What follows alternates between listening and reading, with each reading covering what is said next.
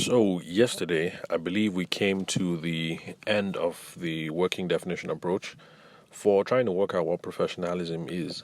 And we were looking at it from the perspective that when you want to answer the question, what does professionalism mean, and what are the best standards and established best practices that we have to adhere to if we want to call ourselves professionals, that we can just pretty much say that whatever professional courses say professionalism is, then in fact that is what professionalism is. And to make things easy, my own definition of what a professional course is pretty much what a Nigerian parent says a professional course is.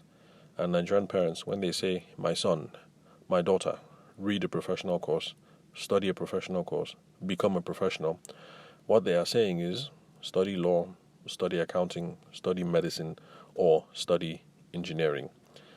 And over the past couple of days, I think we're able to tease out some of the standards and best practices relating to dress, punctuality, clarity of communications, being able to say what the expectations are, what the specifications for delivery are, and then looking at case management methodology.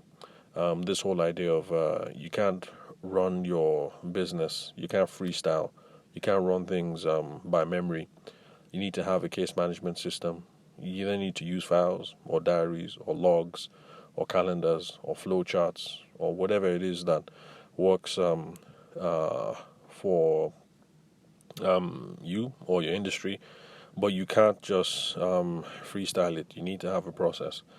And so I hope I've been able to tease out all these things and show particularly how they relate to those of us who are wedding planners, photographers, videographers, cake people, makeup artists, those of us in the wedding and the event space.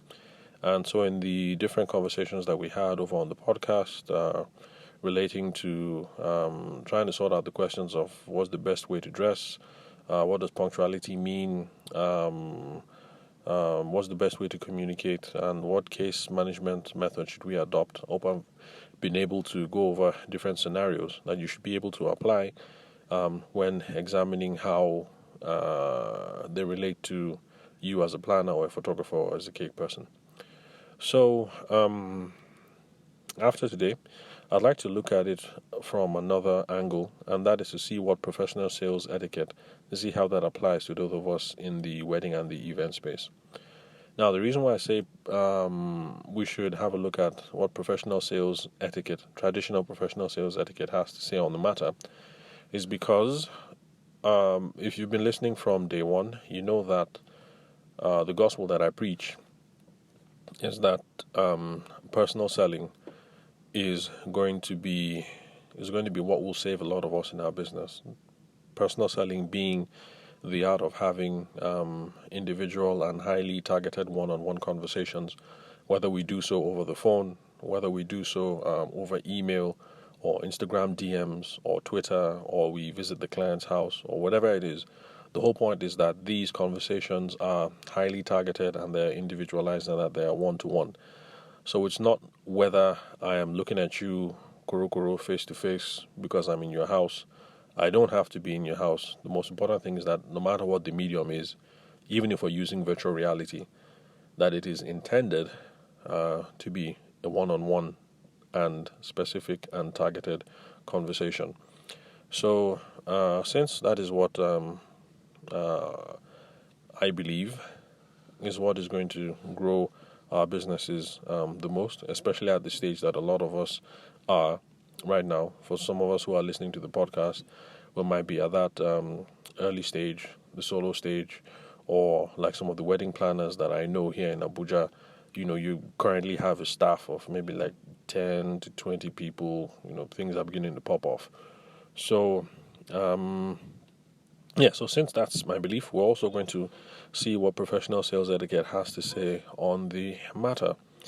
Now, before we move on to tackling that question tomorrow, I want to wrap it up neatly and answer the overwhelming question of how all these things relate to sales and selling. That's this whole thing about being professional. Why should I bother about being professional? And why should I bother about all these things that we've been talking about? Dress, punctuality, communicate well, tease out expectations, get the work specs right, and follow a case management method, whether it's a file or a diary or a calendar or Google Docs or Google Calendar or iPhone Calendar or whatever it is that you want to use. Why should I bother with all these? What do they have to do with anything? First of all, the reason why they are important is because they affect your ability to sell and your selling methods, and these are tied directly to your profit margins, which is the reason why we're in business. So I'm not just the wedding photographer because I like to take fancy pictures.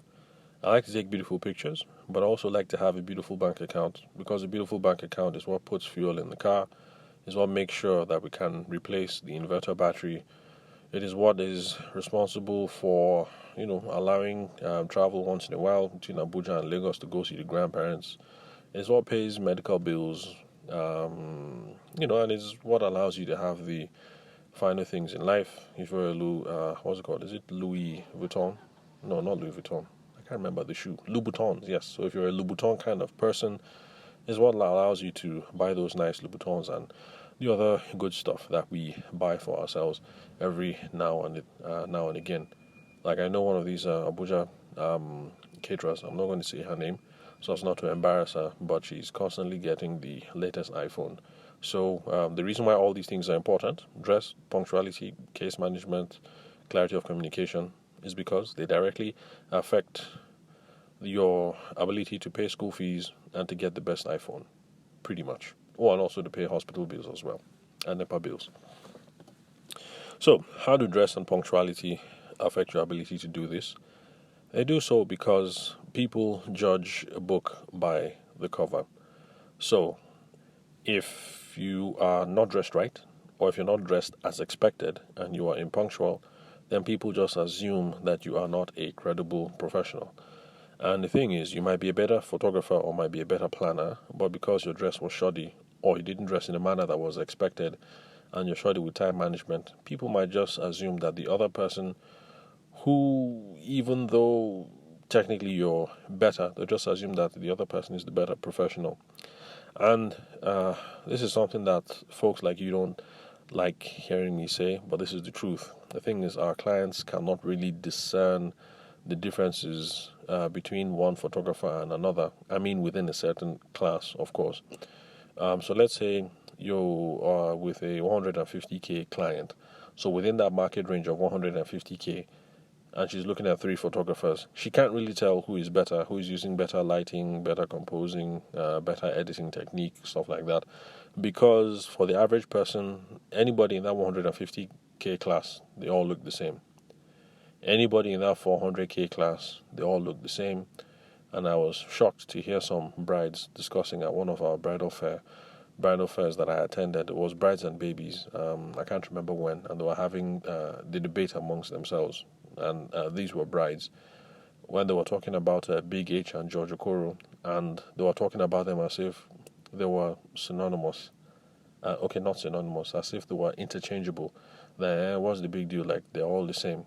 So I, as a photographer, I had absolute horror in my mind. Like, I wanted to tell them, no, they are not the same.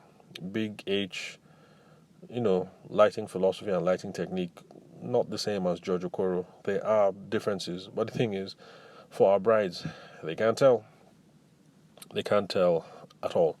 So sometimes, at the end of the day, it boils down to all this other stuff of whether you look like a professional or you look like you're not a professional. And so dress and punctuality, they tie into this idea of credibility. So that's why it's important to dress well or dress as expected according to what the conventions of the day might be. So in this day and age, it's okay for photographers to get away with dirty dreads and torn jeans and stuff like that. But there was a time back in the day, when wedding photography was professional photographers in suits shooting with Hasselblads. So back then, the wedding photographer had to dress different. It was business attire, suit and tie, and Hasselblad. And, things have changed. So remember, Dress according to the context, according to the situation, according to your aspirations, and according to the conventions of the day, and punctuality. So we're done with credibility. Now, clarity of communications and being able to tease out what the specs for delivery are and what everyone expects from the day. You're the wedding planner. You want to be able to tease out what the expectations are. Is it 800 guests or 1,002? Is it African cuisine or is it continental cuisine? Is it Egyptian cotton or is it lace from Kano or whatever? All those questions. Now, the reason why your ability to communicate clearly and tease out what expectations are, the reason why that is important is because it goes directly to the matter of trust. It's also tied to credibility as well. But the thing is, if you can communicate clearly and people think that you have heard them and you're just speaking their mind, then they will trust that you can do the job. And of course, that ties to your credibility as well. But clarity of communication does a lot to build trust. And it also gives the impression that you are an efficient person and that you are a competent person because you are being very clear in your thought processes. And so we see why that is important. And then the case management methodology, the methods that you use also give off that same idea as well. Because for me, I use the calendars on my phone, Google Calendar, because for me everything has to be cloud-based. Because if my phone gets stolen today, I want to be able to just buy another phone, log in with my Google account, and then pick off. All my contacts, Google accounts, everything, Google Calendar, all my client notes. So for me, it has to be cloud-based. If I don't have access to a phone, but I have access to a PC, it's the same thing. Sign in, access my Google account, all my data is there. So everything for me has to be cloud-based. And I also have follow-up and follow-through methods. And I've had a client actually tell me that he enjoyed working with me because with me, there was absolutely nothing to worry about because I was on the ball with everything. And the reason why I was on the ball with everything is because I have a case management method that I follow as best as possible. And part of that includes having follow-through conversations. And it's not always that I'm able to get people on the phone. And so whenever I call, I always send a text message that gives an idea of why I reached out and what the agenda was. The item that pretty much we need to wrap up. And so he was saying that because I was really professional about that, he knew that he could rely on me because we were not going to slip on anything. So I'm not one of those guys who will call and say, Oga, that's exactly what I wanted to discuss with you about. But because we didn't conclude, we've missed this boat, and then because of that, this is not possible. So he could rest assured that that was not going to happen, because if I called at 8 and he didn't answer, and I called at 10 and he didn't answer, I'll send a text message, say, Oga, the last time we saw at Sedi Plaza, we said 1, 2, 3. Remember that because of that, you need to do 4, 5, 6, so that when you now do that, I will now be able to do 8, 9, 10, and the project is going to move on smoothly as planned. So I just sent that in a text message. Okay, remember we have 3, 4, 5 outstanding. That's the reason why I was discussing, why I was trying to call you. Now he's a busy guy. He's involved in trading, so he's always traveling to different places in the Niger Delta region. There's not always service, stuff like that. So he knows that he can come out from the village, and the text message will be there. And he was like, "Oh, it is true. I haven't gotten back to Tawishima. We need to do 4, 5, 6." So that we can execute on 7, 8, 9 on time. So you see how these things give off the impression that you are efficient and that you are competent, and that they tie in overall to the credibility, our credibility as professionals. Now the bottom line is, the reason why all of these things are important is because it makes selling easier. If they look at you and they think, this is a correct guy, this is a correct babe, is, OY efficient, as in she's on point, she's competent, I trust her hands down, it is going to make your selling easier, whether you're a photographer or a wedding planner or a makeup artist. And so that is why we should bother with all these things, and that is the reason why it is not just all we're not just talking about all these things just because we like reading business books, so it's not about forming business or whatever, but these things actually grow our bottom line. So I hope I've been able to convince you guys that yes, we can look at law, accounting, medicine, and engineering, and there are things that we can adopt regarding best standards and best practices relating to dress, punctuality, how we communicate, and how we manage our cases. That's that we can glean things from this, apply it to our wedding practice, and we can become better professionals at the end of the day. And it's going to grow our bottom line because our clients will see us as more credible. They're going to trust us, and they're going to think that we are efficient and highly skilled and highly competent at what it is that we do. So tomorrow, I will look into what professional sales etiquette, traditional ideas around sales and selling, what they have to say on the matter. So thank you very much for your time and attention. I'm your host, Abuja-based event and wedding photographer, Tavishima Ayede. I will catch you guys on the next recording.